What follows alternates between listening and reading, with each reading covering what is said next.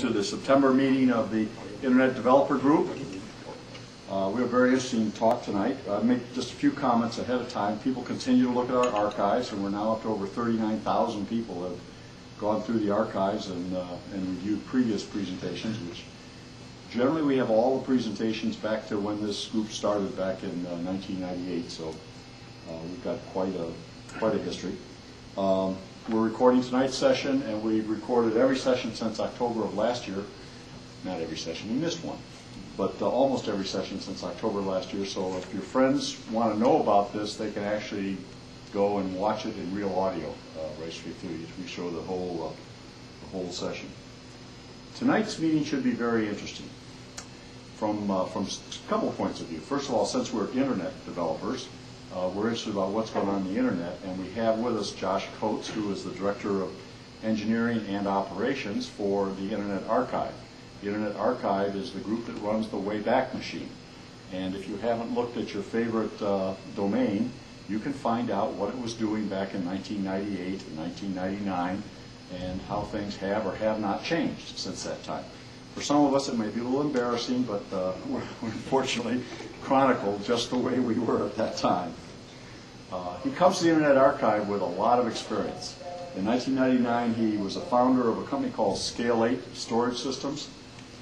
It was a storage network that operated on 3 continents.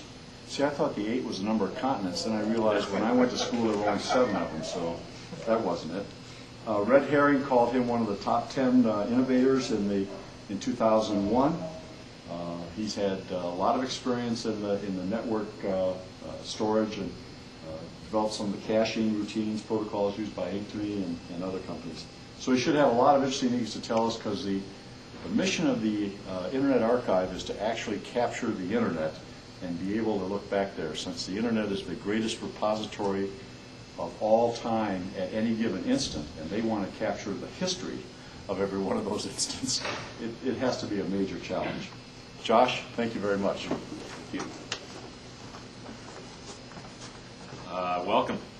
Glad to be here. So, like Bill said, this is who I am, and I'll be talking a little bit tonight just about, this is kind of the agenda here, just an introduction to the archive. What is the Internet Archive? I'm going to talk a little bit about the collections that we have and some of the projects we're involved in. I'm going to talk a little bit about the data center that is the most recent project I'm personally involved in, and then just kind of wrap things up with some Q&A. So if you have any questions or comments, just jump in. Okay. So here's a question we like to ask people. What would you do with unlimited bandwidth, yet unlimited storage and unlimited CPU? Just think about that for a few minutes. What would you do if you had those things? And it's not an obvious answer, I don't think. But I can tell you what a man named Brewster Cahill decided to do with this.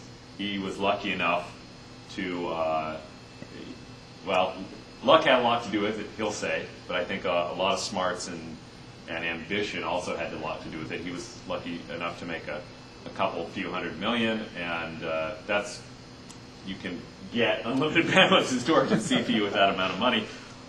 If not unlimited, at least a lot.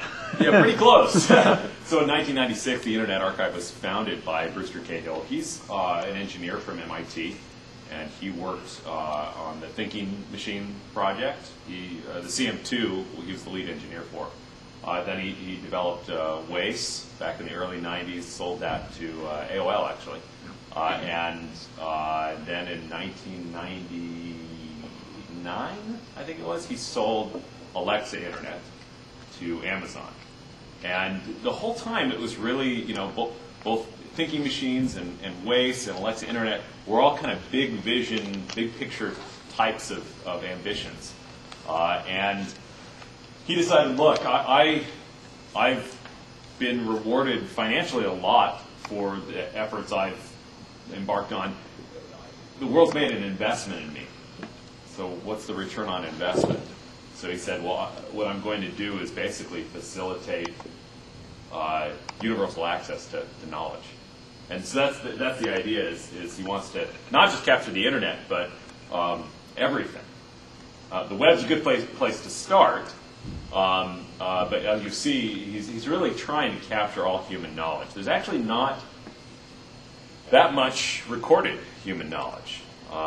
We have records, I don't know, going back about 6,000 years or so, clay tablets. There's not a lot of it. You know, most of the actual data that's been recorded has been in the last 100 years or so. But that's the deal. And just a little bit about myself.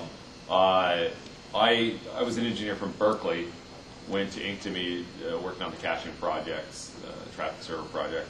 I started Scale 8, which is a large distributed storage company, and did that for about 4 years.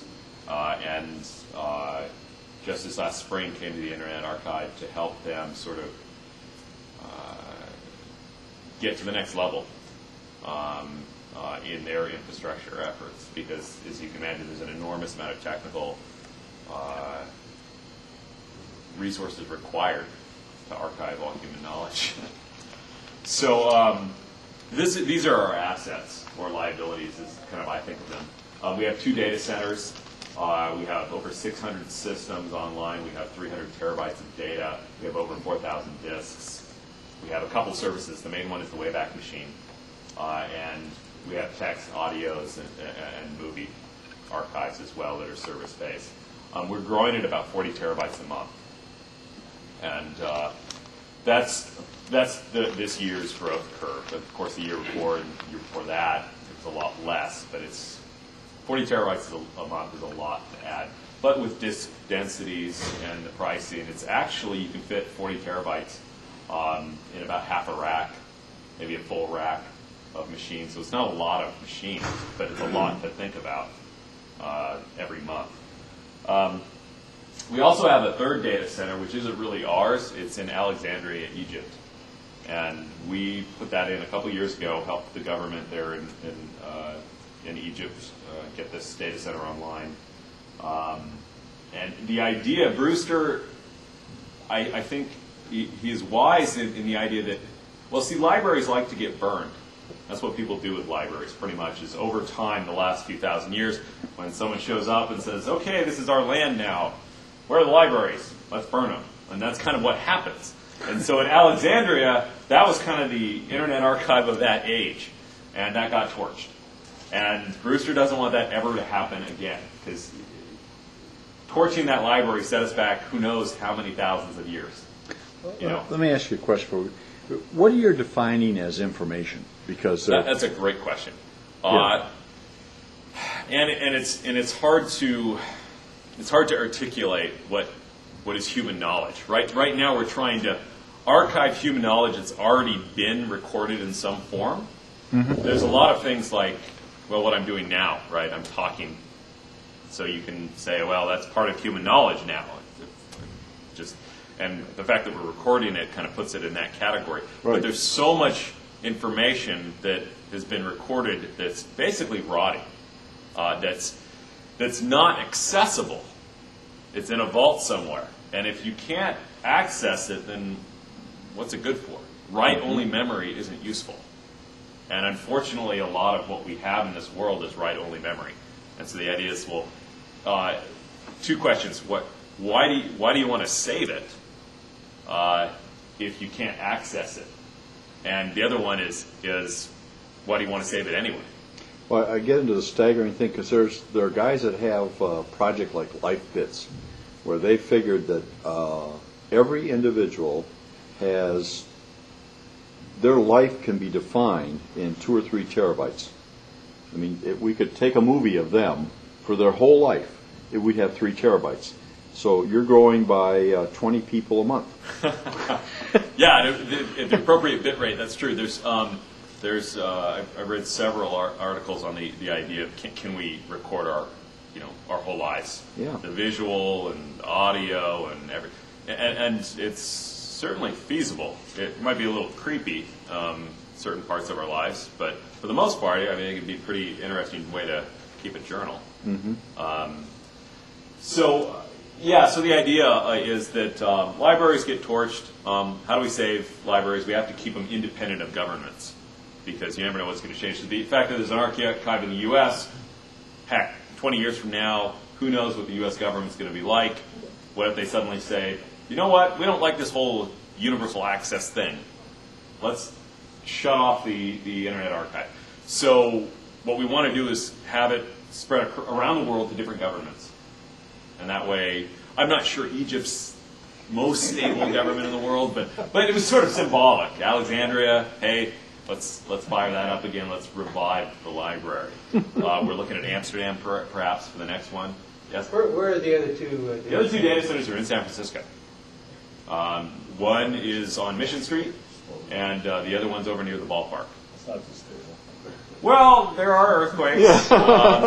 And you got the government up there, too. Well, that's actually, that's another good point. Really? So we're definitely interested in keep the archive in Egypt is we made a complete copy of everything, sent it over there, I think in 2001 maybe. So we're about a year or two out of sync with them, and it's a beautiful library there, digital library. Their culture is less accepting of certain things, and so dropping it off there, someone joked, and this is sort of Internet Archive lore, I wasn't there. Some admin said, well, there you go. You guys now have the largest collection of pornography in the world. And the Egyptians sort of went, what? Oh, no, I'm just joking. Well, not really joking. I mean, you really do now. And they went, holy cow, we can't, that stuff's not legal in Egypt. It's a big deal. So we actually had to sever all the access links to a majority of some of those websites. Personally, I'm not sure that stuff's worth archiving, but the idea is let's just archive everything, and we'll sort it out later. But anyway, so those are our data centers. So they're growing fast. Okay, so web, text, audio, moving images, software. We're going through each of these parts of the collection. So this is a picture of one of the oldest data centers that actually no longer exists. These are rack-mounted machines. We don't use rack-mount machines anymore. We actually just use regular old desktop-type machines in the plastic boxes. We have about 6 years of web, about 20 billion web pages, like I said, over 300 terabytes. So it's much more text than the Library of Congress. Library of Congress, I think, has maybe 23 million books, or 20-something million, 30-something million books. Not that much, yeah. When you save all this, do you also have a system for how you can find it? No, we just kind of throw it. No, of course we do. Yes, yeah, we index all the data. And I was talking with Bill earlier. He said, "Well, it doesn't seem like you have a lot of 2003 information. We have a lot of 2003 information. It just hasn't been indexed, so it's not accessible. In other words, it's scattered somewhere on the system, and we have to go through and harvest it, and then create indices to access it. And so, for the web, the Wayback Machine, it's done on crawls. The web is crawled. Actually, the crawls are done by Alexa Internet, which still exists within Amazon. And Jeff Bezos is sort of like, hey, Alexa Internet, little group of guys in San Francisco. We had great ideas when we bought you for $1 zillion a few years back. Those didn't work out. You guys aren't hurting anybody. Yeah, keep archiving the web. So that's kind of the deal. I don't know what that has to do with books, but that's kind of, he doesn't mind. So they continue to crawl the web and give us the crawls. They keep a copy for their data mining projects, and then we keep a copy for archiving. And that's your source. That's our source. The idea, the deal was we'll have a 6-month lag, just because we're not a commercial entity, we're a nonprofit organization. If the data's 6 months old, that'll kind of deter us from getting tempted to use it for commercial purposes, so if you were devalue looking for it. something, you'd have to crawl in reverse to. Say again? If you were looking for some specific thing back there, you'd have to crawl in reverse then. Oh well, no. The Wayback Machine, the way it works is you type a URL in, say www.netscape.com, and it'll bring up a web page that basically gives all previous versions of the website, links to all the previous versions. That particular website, right. And later on I'll talk about a search engine that you can actually use keywords to search. And that actually only gets you to like homepage on those websites. You don't. No, you can actually go deep in. You can actually go Okay, deep, well- but it will give you the front level. And Alexa experimented with different depths and different types of media at archives, so it really kind of depends. We're actually developing an open source web crawler ourselves because, heck, a few years from now, maybe Alexa going a different direction. So we're going to start crawling our own data soon enough. So let's talk about text. There's about 60 million books in the public domain in U.S. libraries, but hardly any of them are digitized. And these books, as you can see, are literally falling apart, and they're disappearing. So the technology we're developing, we're trying to get 100,000 books online by the end of the year, at least have the infrastructure to be able to do that. And we're doing that through two different ways. One is a bookmobile project, which you may have heard about, maybe not. I'll talk a little later about it, but basically it's, how do you cram hundreds of thousands of books into a car with a bookbinder, a printer, and a satellite internet connection. It's basically a library on wheels. The other one is the International Children's Digital Library, which is a project where we actually take full scans of books from different cultures around the world for children's books and put them up online as well. Now, the toughest thing with text, this is the hardest problem with text, is the copyright issues. It's amazing. So Brewster spends a lot of time working with legislative bodies, Congress, Senate, those sorts of people that there's a lot of orphan books that it's unclear whether they're in public domain. No one really owns the books anymore. They're in libraries, and you can't find the publishers anymore because publishing companies don't exist anymore. So there's these books, and it's like, well, if you copy them, librarians won't let us copy them because they're not sure what the right thing to do. I mean, it's a mess. It is not cut and dry. It's extremely complicated. So this is the hardest part of books. One neat thing about this is India is actually really caught on to this. We just got 8,000 books from India, and big bag of suitcase full of disk drives actually. They digitize all the books. They have rooms full of scanners, and Indians are just digitizing away lots and lots and lots of books in India because they think this is a great idea. They're also looking at starting an open source textbook initiative. You think about it, K through 12 textbooks cost a fortune. Well, we had something like that. It was Yep. Project Gutenberg. Still alive and well. Okay. This is India is working on specifically. Well, right now they're probably going to do college textbooks at this point, All right. and then start with K through 12. Of course, it's Indian curriculum, but we're moving towards that area, and the idea is perhaps that we can. People like Reed Elsevier don't like this much because they're making a lot of money selling textbooks.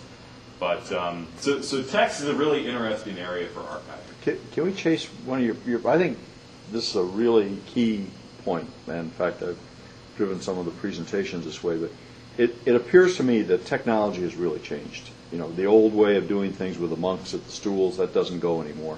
No, not really. And a lot of copyright law was written with that thought of technology in place, and you could own something, but with the ability to replicate things. Just talk to the RIAA.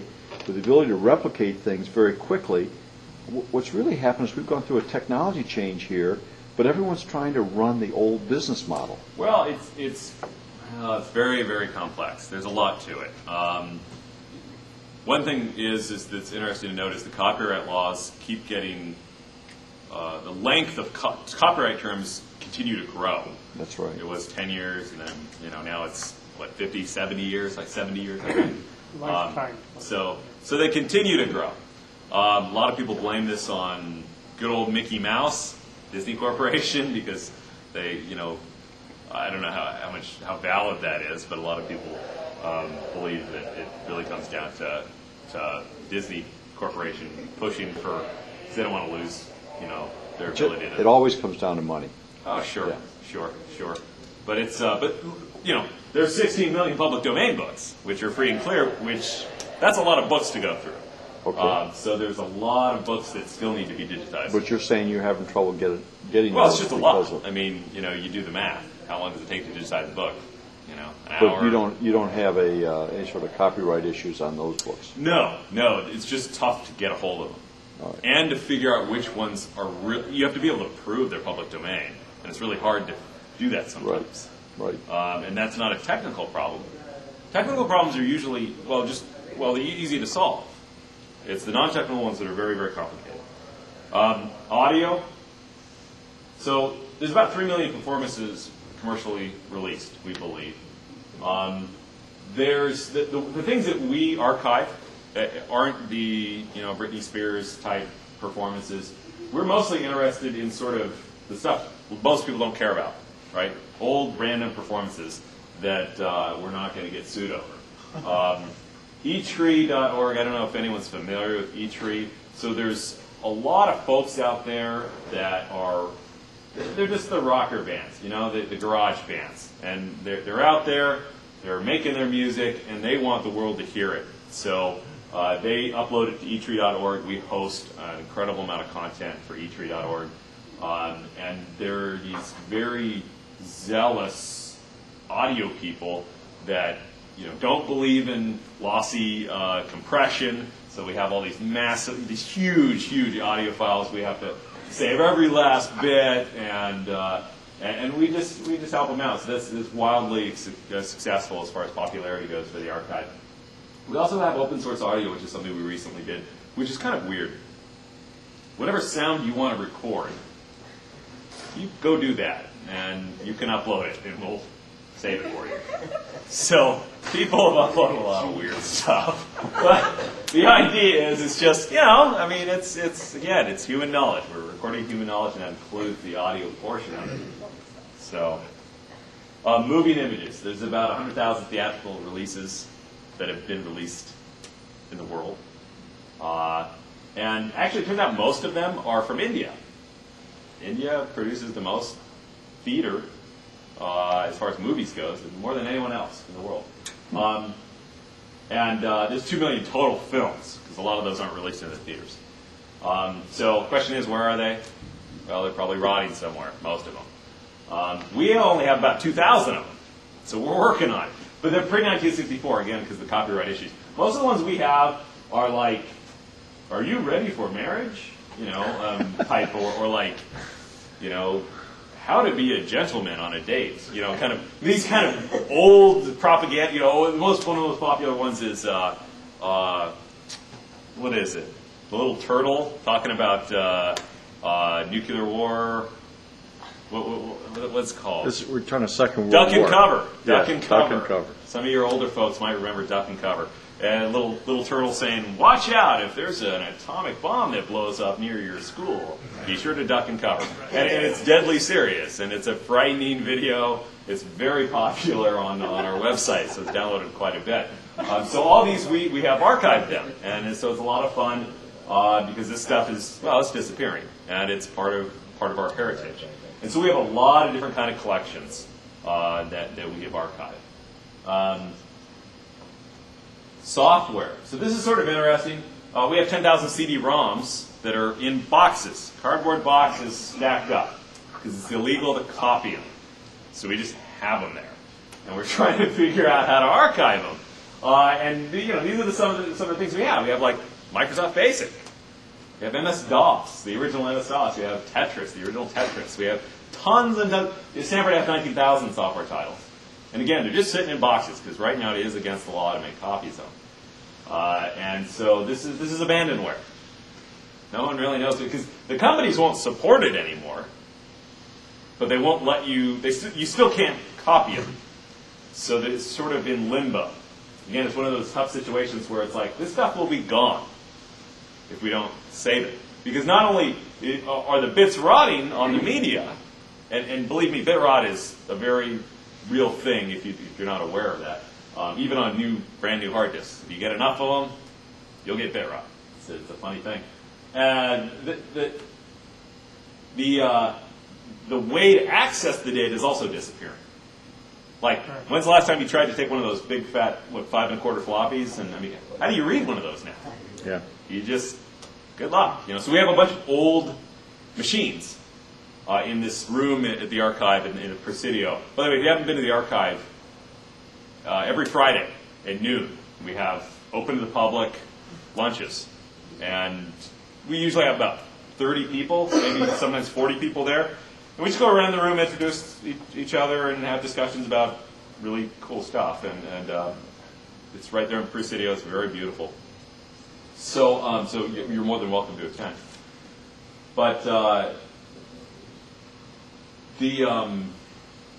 there's a room there called Rip City, which is filled with all these archaic machines that we just, the stuff that we can copy gets copied there, but most of it we can't. And we just have a lot of old machines that let us do this. But it's a funny situation. And there's not any real solution to this at this point in time. So there's a lot of other projects going on at the Internet Archive. There's the television archive. So we have about 700 terabytes of offline disk and tape. So these are disks that are like unplugged. And they're sitting in a basement. It's about 2 years of TD from 20 different international news channels.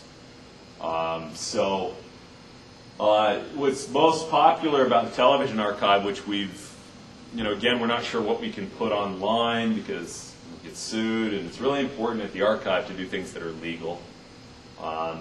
We don't want to be a legal martyr. We actually want to make forward progress. We want to put pressure on the system, but we don't want to cross that line because we want to, do the right thing in the right sort of way. But the one thing that we have been allowed to do is put September 11th footage online from all these different news stations around the world.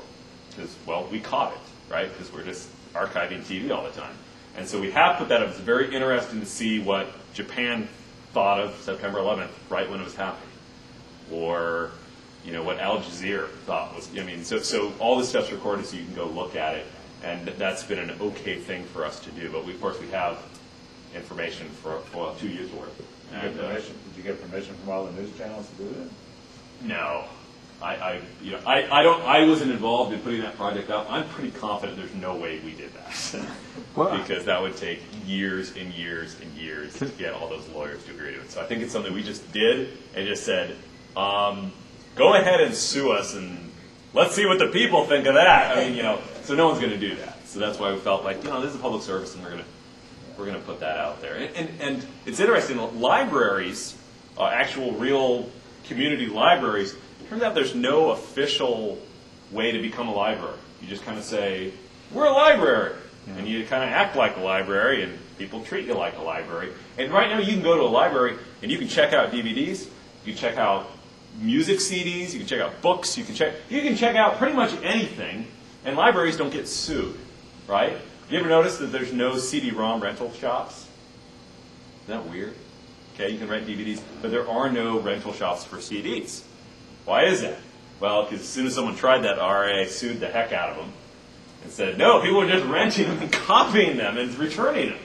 And so they actually made a law that you can't do that, but libraries can do it, right? Because libraries aren't renting it.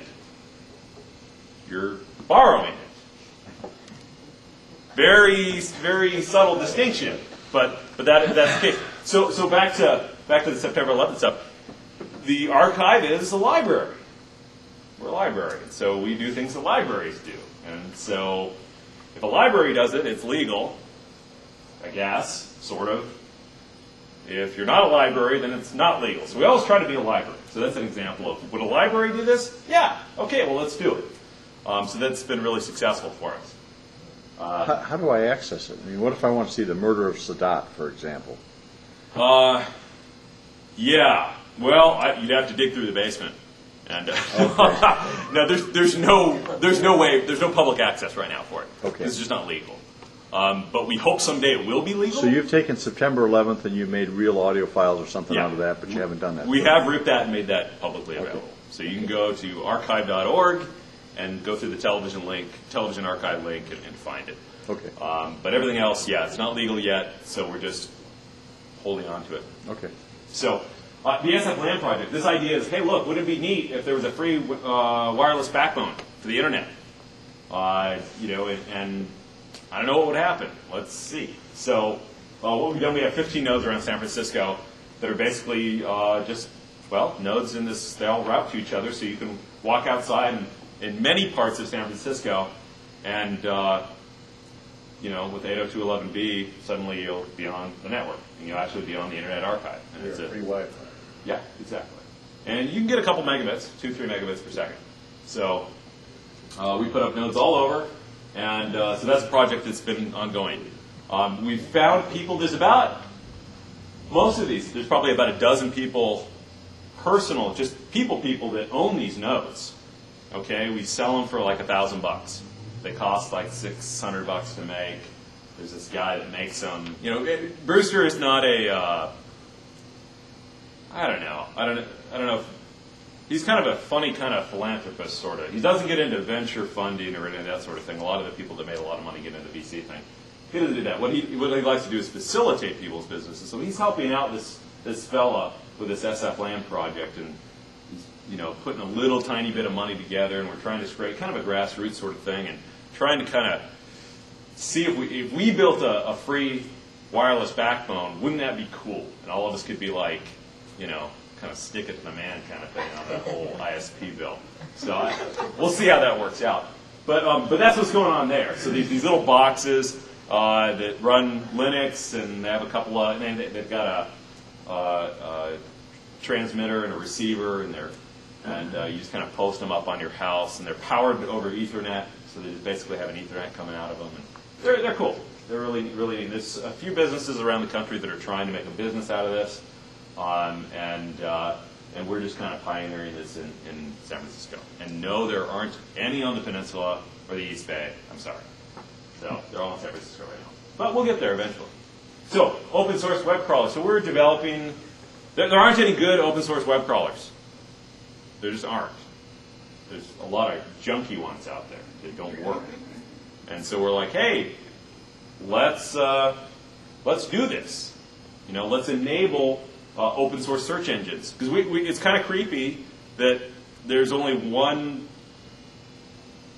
entity that has the metadata of the web. That's Google, and they're a commercial entity. We have no problem with that. That's good. Capitalism's good. But hey, that scares us, right? Gee, let's open this up a little bit. So that's why we're developing this open search, this open crawler, so we can enable search engines. How many people have heard of Nutch? Nutch is a group of people that are basically developing an open source search engine comparable with Google. There's a small group of people. Some of them used to be at Excite. They got some good funding together, and they're just building an open source search engine. Very ambitious. We host them. We host several small projects. We actually host them in our data center to help them out. So you might want to look at Nutch. Academic research. So we have several researchers that, well, basically with all this stuff, we like say, hey, we've got a lot of machines, we've got a lot of bandwidth, we've got a lot of this, a lot of data. Why don't you screw around and see if you can get your dissertation or something? And so people come to our place, and we just let them log in, we give them counts, and say, hey, go for it. See what happens. And so there's several researchers that we allow to come in. If they have a neat project, we give them the thumbs up, and they can go do whatever they want. So, and we kind of leave that open to the public, really. If you want to crawl around, and literally you're going to be crawling around. There's not really set APIs, well-defined APIs to access a lot of this data, and the infrastructure is getting healthier and more stable, but it's you really got to be a pioneer, to be able to come in, and there's not a lot of hand-holding. So it's a little rough and tumble right now, and we're working on it getting more friendly. But some of the more tenacious researchers have done really incredible things, including this search engine, which I'll share with you. What level of academic education would you need to take on this kind of project? We only take fourth-year PhDs. Oh, I'm totally kidding. Yeah, no, whatever. Like if you're a junior high student, or grade school, and you want to go for it, give you an SSH account. But so it doesn't. basically, you know, if you're not using it for commercial purposes and you're doing real good research on it, heck, we have no problem. No problem. But You're located up in the city, right? yeah, and well, this is all really virtual, right? I mean, you log in remotely, you know, and that sort of thing. And because if you come to the archive, you'll see a lot of machines. So what? It's not a library. I mean, you know, it's a digital library. And so, You yeah. can do it from your home. What's that? You can do it from You your can home. do it from your home, yeah. Yeah, exactly. And so, yeah, but it's a little overwhelming for a lot of people because you log in, you see all these ARC files. It's a special format we have. You know, funny host names, hundreds of host names. You're like, what's where? What's, you know, and no one's going to sit and help you. If you come to the Friday meetings or set appointments up and really get engaged and you're really passionate, you're really into it, you're going to get a lot of help. But it's, you know, so only the most tenacious and ambitious really do. We'll put on an AP News article for the length of about 2 weeks, and then it disappears. Is there any chance your thing captures stuff like that? Or? It's certainly possible. 2 weeks is a pretty short window for internet time. It's entirely possible that we have captured it, but maybe not. We don't capture everything. We try to capture as much as possible. If you're looking for something in particular, as long as you have the URL of a parent, you know, a well-known parent, like if it was on, I don't know, you know, Netscape News or Yahoo News or whatever, if you put that into the archive and follow it down, you may be able to find it. So yeah, you might have to do a little manual data mining, but there's a good chance we have it. Hit or miss. Actually, what's interesting is, you guys follow the whole SCO thing, SCO Linux thing? Oh, really? So, yeah, maybe a little bit. Interesting, someone crawled back with the Wayback Machine and found SCO's website, and they had released a bunch of their source, and now they're claiming that same source, of course, is proprietary. And so, you know, someone crawled back and said, "Here, look, here's your website on the archive at the Internet Archive, where you publicly release this into open source. What's up with the flim flam? What's going on?" So, you know, who knows? We get subpoenas all the time, actually, at the Internet Archive. We have administrative assistant. That's probably a third of her job is dealing with subpoenas and lawyers, and we're named in tons of lawsuits because people say we're evidence. We're always used as evidence. People say, "Look, it was here. It was this way," and so that's kind of a nice thing, sort of. Yes. I guess, you know, we don't really like to be involved with lawsuits, but you know, it's nice if we can help people. And you replicate your thing in 2 places? We are right now. Well, we have the out of sync replication, Egypt and here, and here, a large portion of our collections are replicated locally. By the end of the year, all of it will be replicated. So, let me talk about the Bookmobile project.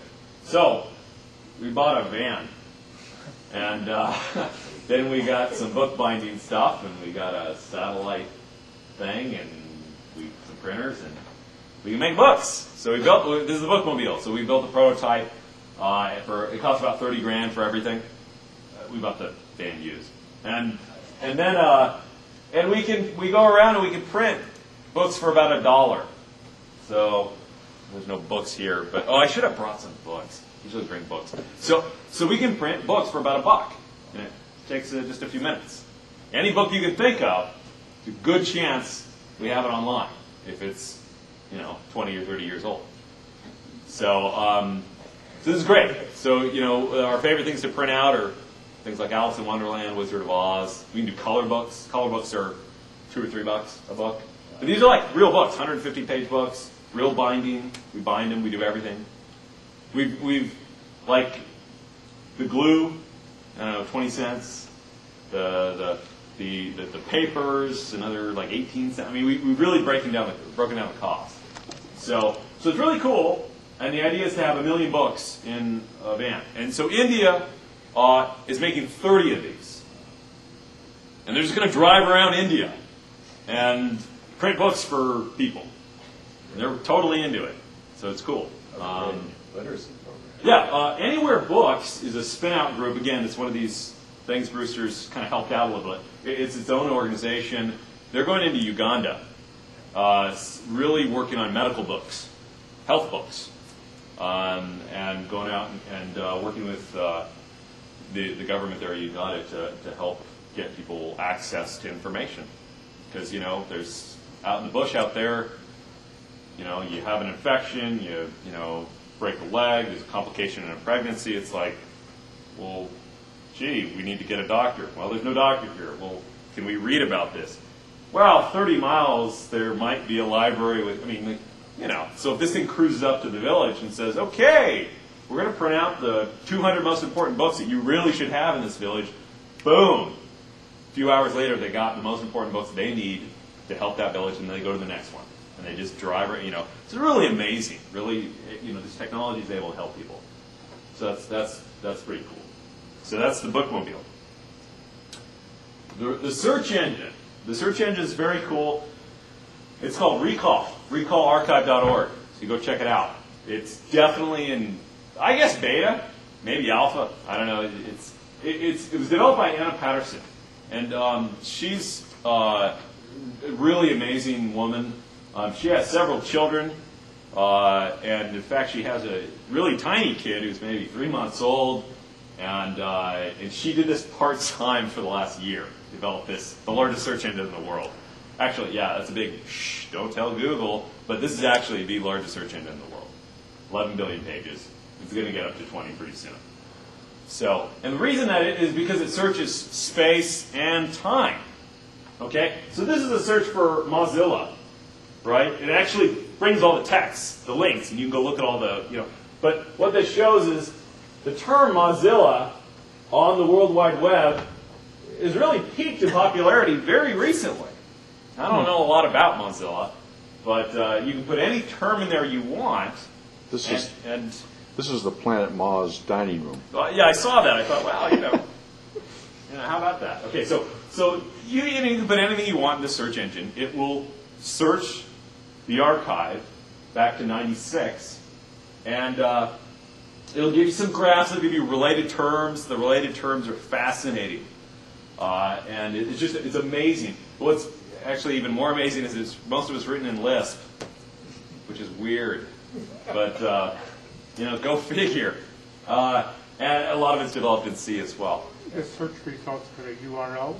Yeah, they're URLs. You click on them, and they bring you to the old webpage. Yep, that's exactly right. Contemporary URLs. No, they're the old stuff. Yeah. And all we do is go to recallarchive.org. Recall.archive.org. Yeah. And so you just put this online recently, about a week ago. So it's kind of fun. So you could put, if you're out and about in the public, you put your name in, or if you're interested in a particular topic, you can really see, when did the world wake up and decide this was interesting? And you can kind of see, hey, look, in 1999, this got really popular, and then everyone forgot about it in 2000, and then it picked up again in 2002. And, there's some samples. If you go to recallarchive.org, if you look at Clinton, it shows you, and then if you look for Monica Lewinsky and Clinton, it's really interesting to see that after, when did that all happen? 99? Yeah, 99. So you got very popular all of a sudden after that, whereas before. So you can really start correlating kind of events in time and see when it impacted the collective conscious of the internet. So it's really neat, the fact that time is now an element in searches.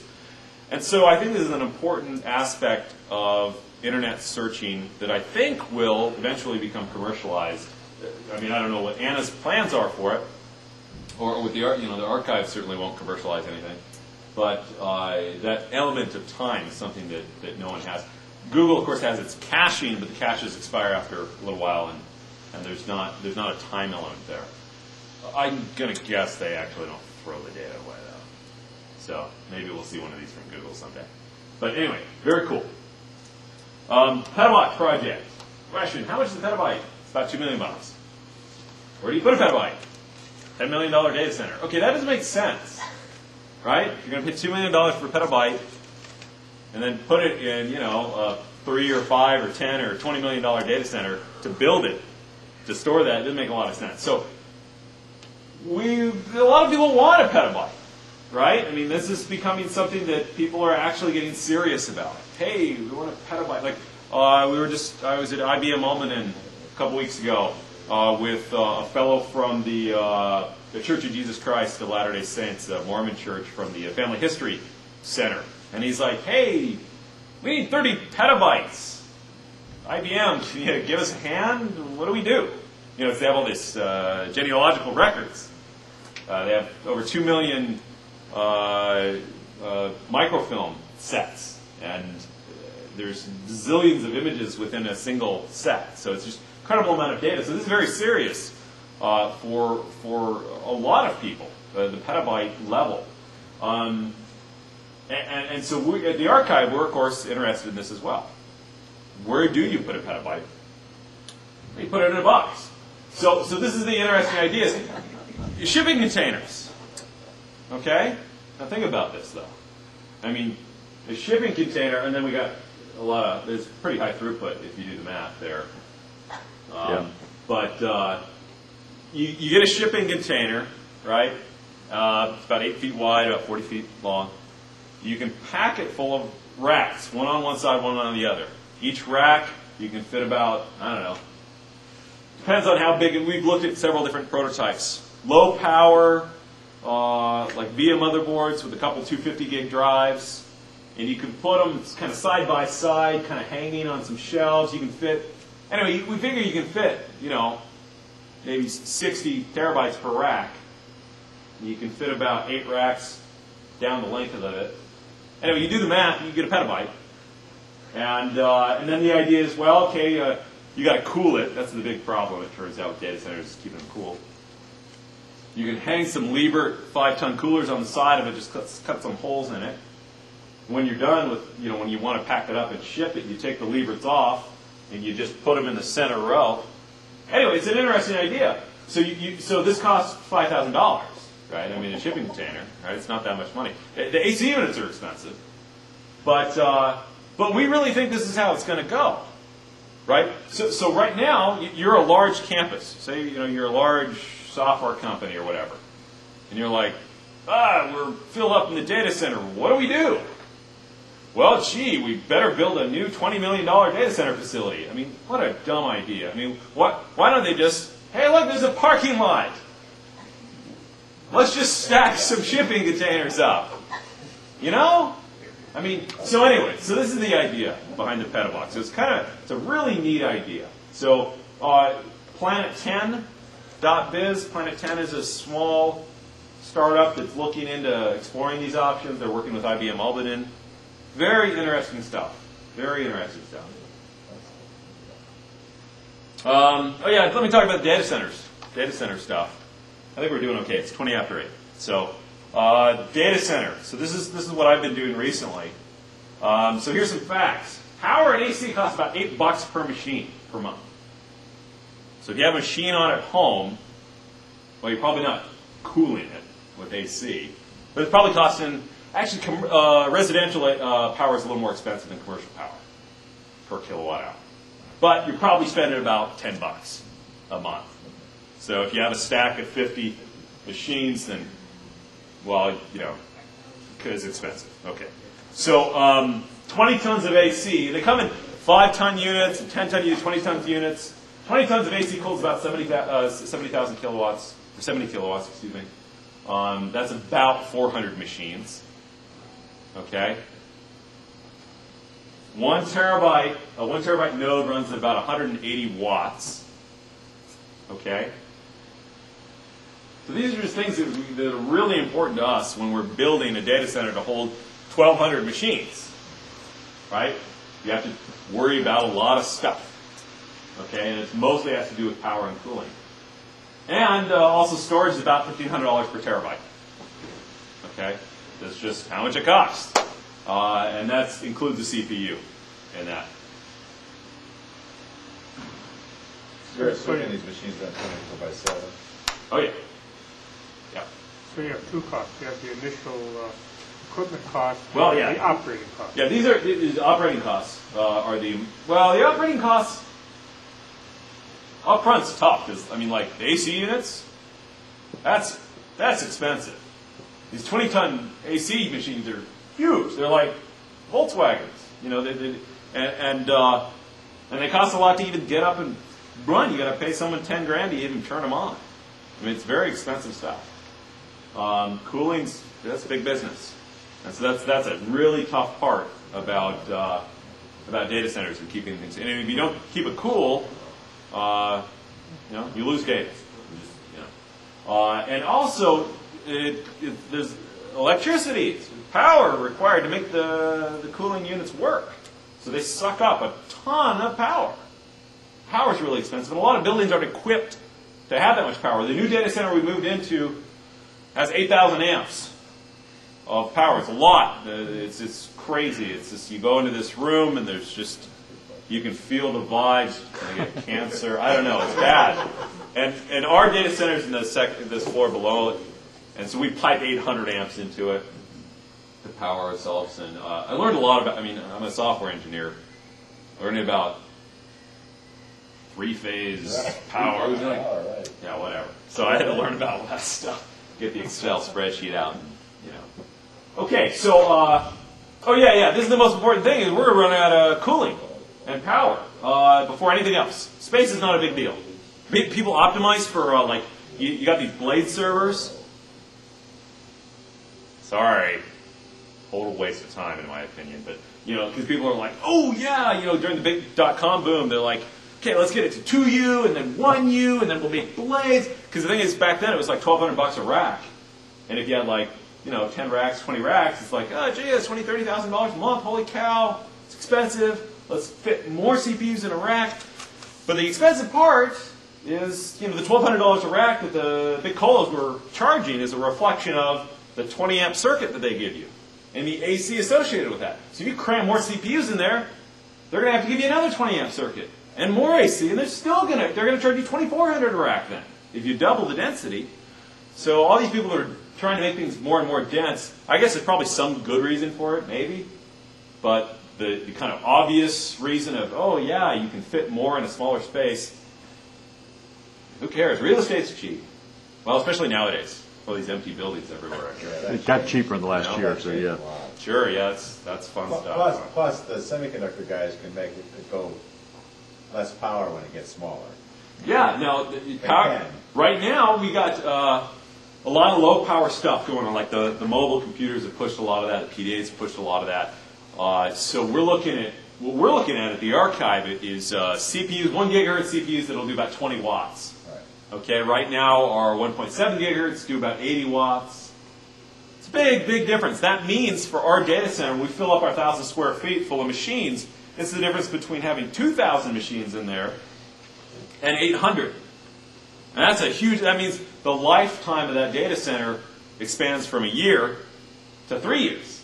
That's all because of the power. So that's what we have to optimize for is you got to keep these things cold. Well, just not really hot, I guess, right?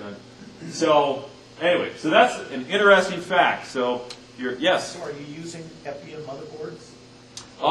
Epi chips? We're for our current generation machine. We're not. We're shooting for Q1 of 2004 to be using a low power device like that. We're pretty careful about switching platforms. That's absolutely where we need to be very soon. Because we're growing 40 terabytes a month, it's not like we can take a lot of time because before we know it, it's going to be filled up with hot machines, and well, that's no good. So here's some interesting observations. These aren't facts; these are just sort of what we think. Okay, so I already said this. I said, hey, they're expensive, not very compelling. Actually, Scale 8, a company I founded a few years back, they had several hundred terabytes, and they were all rack mount. So it's not like I'm rack mounts are cool and all, and they're useful, but they're really not compelling economically. They're just a little easier to deal with, and they're prettier. Little earthquake safe. You don't have to get out the Velcro straps, like you do with the non-rack mount machines. But they're not terribly compelling. They're just a lot more expensive, just the form factor. Okay, yeah, heat power and big data center problems. Those are the big enemies. RAID's really bad for large storage systems. I couldn't put this any more, in a more articulate format, except for just saying it's not good. My advisor at Berkeley, who I was got a wonderful opportunity to work with quite a bit, was Dave Patterson, who invented RAID. He was our chief scientist at Scale 8. He's like, don't use RAID. He's like, it's too complicated. And it's true, it's just complicated. If you have one RAID box, a NetApp box, hey, no problem. Let's not think about it. It's no big deal. But if you have like 1,200 RAID boxes, it's 3 a.m., you're kind of like, oh yeah, disk failed. Is it disk number 3? Is that from the left or the right? Or are we starting with 0 or 1 on this array? I mean, like, you're going to screw up, right? And if you screw up, that's it. So anyway, so RAID's bad. So if you're building a really, really, really big system, just don't do it. Just skip it. Well, what your alternative is just be Mirror. redundant? You got a mirror. That's the only choice. Okay. You have to have 2 copies. Disk-to-disk mirroring. If you just, I don't know, I could stand on a soapbox for a while and talk about that. But Scale 8, we had millions and millions and millions and millions of files from Microsoft and Viacom and lots of big companies with lots of lawyers. And it was important for us not to lose any data. And we didn't lose any data. That's because we had full geographic mirroring. We had lots of disks die. Disks die all the time. But unless you mirror it, you're going to lose data. It's just simple as that. So, simplicity is a prerequisite for reliability. Dijkstra, that's just like my big thing. If I was into tattoos, I'd have that. But, okay. So, I think, here we go. This is a quick lesson on heat in data centers. So, check out that clip art. So, we have a bunch of machines here, and these arrows indicate the exhaust. This is how most data centers, well, I shouldn't say most, a lot of data centers are built this way, where they have cold air coming in here, right? And it goes through the machines, the fans suck in the air, and they push out the hot air out the back. And then it goes to the next one, they suck in the warm air, and it gets even warmer. And by the end, holy cow, you're just sucking in hot air. And that's, just not good. And so these machines start failing a lot sooner than these machines, and you're like, why? And it's just, so it's just not good. So this is what people at HP have done quite a bit of research in this.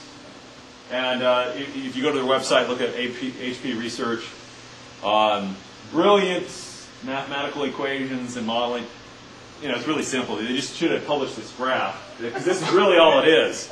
It's just, hey, let's make all the hot air together and make all the cold air together. It's just basically keep cold and hot air away from each other. That's the simple rule. So we have hot rows and cold rows. Because you don't care if this hot air gets mixed up and gets hotter. It's not going anywhere. Who cares? It's fine. You just want these rows to be nice and cold. So you just make sure no hot air gets blown in them. It's not rocket science, but the brilliant minds at HP, after years of research, what they come up with. And I'm glad they did, because this is something that we're experimenting with and adopting. Because we weren't smart enough to figure this out. So this is something that's really interesting that we've been working on. I think this might be the end. It is. Oh no. But I know it's sad. The conclusion is, a plea for help. We are a nonprofit. So hey, go give a talk at this place and go ask them for help. So we're looking for passionate engineers that don't mind, sort of chaotic environments. And also the whole pay money thing. If you're okay with not getting paid much, working in a really stressful, chaotic environment, come work for us. And we're actually rather picky about hiring. But there's a lot of, there's a certain personality type that thrives at the Internet Archive. And there's a certain personality type that's not going to make it. They got to go work for the man. They're not cut out for this sort of thing. But if you know anyone like this, let me know. Because we're always looking for people like this, and they've got to have that inner drive. So that's the news on that. And now, do you have any questions? Yes. So what is the main URL that keep it around? The big deal? Yeah. Archive.org. www.archive.org. That'll give you links to pretty much everything that I talked about. Believe it or not, they really got that URL. Yeah, I'm not sure how that happened. We got it. Yeah. What is your standard platform for the current generation of machines? Oh, yeah, good question. We started out with BSD, and we now use Red Hat Linux. Considering switching to Debian, not sure. What about hardware-wise? We had HP machines, desktop machines. Then now we use generic white boxes. The HPs were Intel based. The white boxes are AMD based. AMD's too hot. So we're probably going to go back to Intel or some other chip. But yeah, kind of white box thing. Everything's 100 megabit too. Do you need the speed in the processor? Because if you're going down to low power Yeah. processors, they're much less powerful. Certainly. But the point is, in your case, the savings in the heat is going to be... Right. I mean, you really, yeah. I mean, there's a couple different philosophies. If you want to do the big data mining, yeah, we chew up CPU for some of the data mining, indexing and sort of thing. But the vast majority of our systems are effectively just disk controllers. Right, light support for storage. Exactly. And so those don't require a lot of power at all. But it's tough to figure out what that balance is, what that mix is. So, we have some boxes that had old boxes. Our oldest boxes had 20 drives per CPU, and now we're down. We have 4 drives per CPU. Just more reliable that way. We might creep back up to 8. Not sure. We'll see how it goes. Yeah. What's your data mirroring strategy? I mean, how do you keep stuff synchronized between the data centers? Yeah, that's a great question.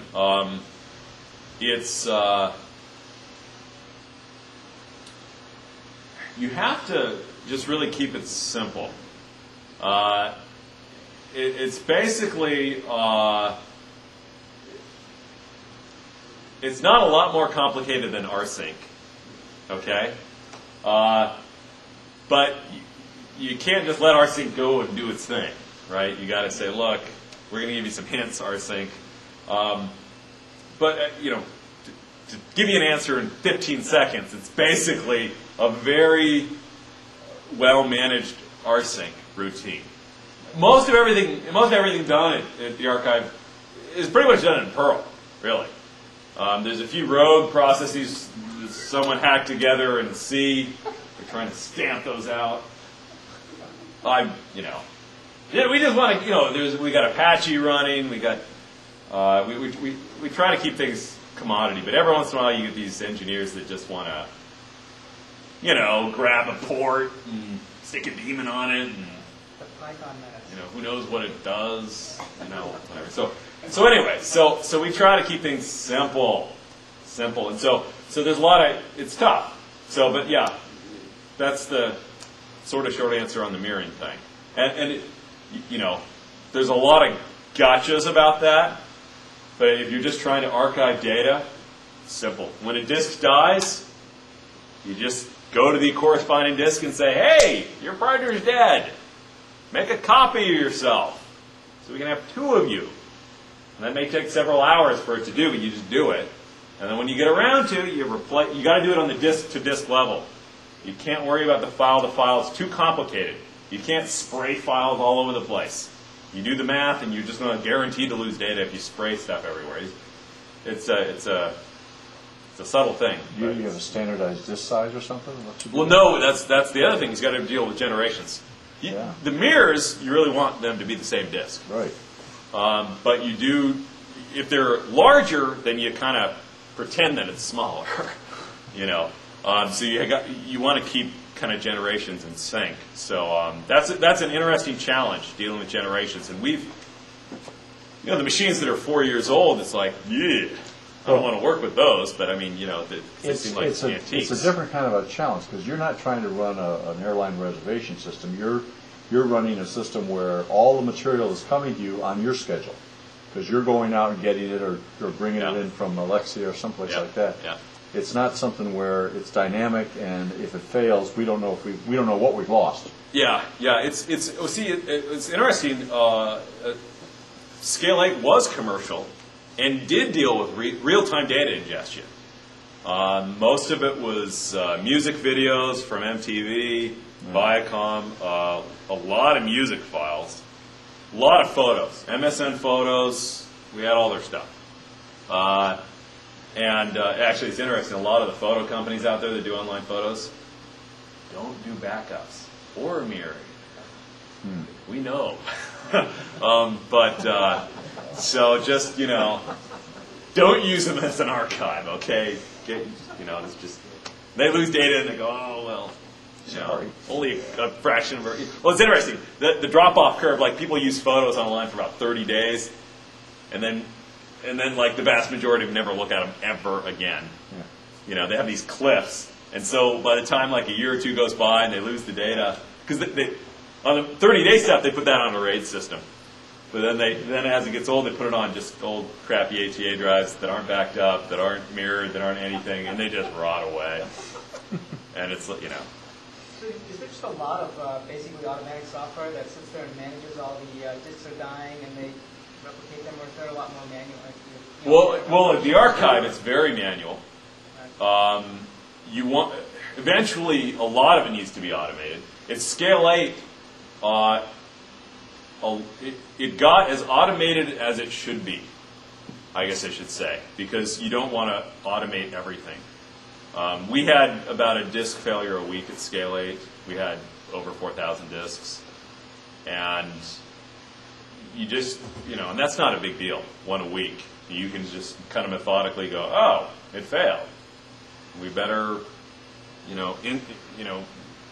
start the replication process, and sometime we need to go to that data center and fix that. You're very methodical. But if you have things automated, bad stuff can happen, and you only automate stuff that are really irritating that happen over and over again. If it doesn't happen that often, don't automate it, especially when you're dealing with that's why RAID's complicated, because RAID's pretty automated for the most part, and it's complicated. So things that are complicated and that are automated are bad unless they're extremely well understood. But anyway, I think I'm... One last question. Yeah. What statistics do you keep on what people look for? Oh, yeah, that's a great question. Simple answer is not much. Brewster's privacy is really important to Brewster, and we have a document retention policy at the archive, which basically is like shred it after some period of time, just because we don't want it. But we do have some pretty good idea of like a whole lot of Japanese people love the Wayback Machine. So we know certain groups of people look for certain stuff. Certain cultural things, right? Yeah, and it's like, all right, that's whatever. I mean, but we don't keep like, hey, look, IP address at 12 a.m. looked at, Yeah. Okay. And so, but we do, that's interesting. There's this concept of batting averages, and we call them batting averages. If you look at like the some of the collections, like the books, a lot of the movies. People get online and they do reviews. Hey, this is a great movie. This is great, da-da-da, and they talk. There's a forum on there. And we do keep stats on how often things are looked at, and very popular content. We kind of let people know, hey, people really like this. And so we do a lot of statistical analysis on the collections. And there's some neat algorithms that have come out of Amherst, actually. Some research done at Amherst. On how to figure out if something's popular. I mean, for example, if you have a top 5 list, these are the top 5 most interesting whatevers, they're probably going to stay up there forever because people go, oh, I want to look at those. And then you're like, oh, I guess it's still popular. So how do you solve that problem? There's algorithms you can use to sort of lessen the effects of artificial popularity So we've experimented with those quite a bit. Because there's so many cool things in the archive, and we just want to make sure that everyone looks at them. And so, yes, there's some interesting research in that area. How many employees do you have, and where's your funding, and how are you paying for this? Yeah, that's a good question. We have a budget about $4 million a year, and all of it comes from private. Some of it comes from public foundations, grants. A lot of that is from a foundation developed by Brewster himself. And we're trying to get more and more government grants, public money to come in to expand the cache. Most of our money goes to people. We've got, right now we have about a dozen full-time employees. And then this last summer we had a dozen interns as well. And so it's kind of fluctuates, but it's a very small organization. Very small organization. Any, I guess, thought or consideration of partnering with public libraries? We work a lot with the Library of Congress. We have a very close relationship with them, very good relationship with them. Most other, at least in the U.S., we partner with like the UK, France, a lot of their government libraries we've been working closely with. But for the most, it's interesting, the librarians and the archivists philosophically don't get along real well, which is odd, because I think people that aren't involved in that kind of think, whatever, they're those guys that deal with old stuff and books, and they're the same people. But they actually see themselves as very, very different, and so they don't get along real well. I'm not an archivist or a librarian. I can't tell you why. But philosophically, there's a little bit of headbutting there. So it's very difficult. It's a delicate diplomatic process that needs to go through to get stuff to archive out of those libraries. So working with libraries is tricky, very tricky. Some of our hardest obstacles, most difficult obstacles, are librarian-oriented. So, yeah. Well, there's two things that all the search engines have to have nowadays is what is the click-through 5 cents a name to get on the top picks on the search results. But so you're you're unencumbered with that right. aspect.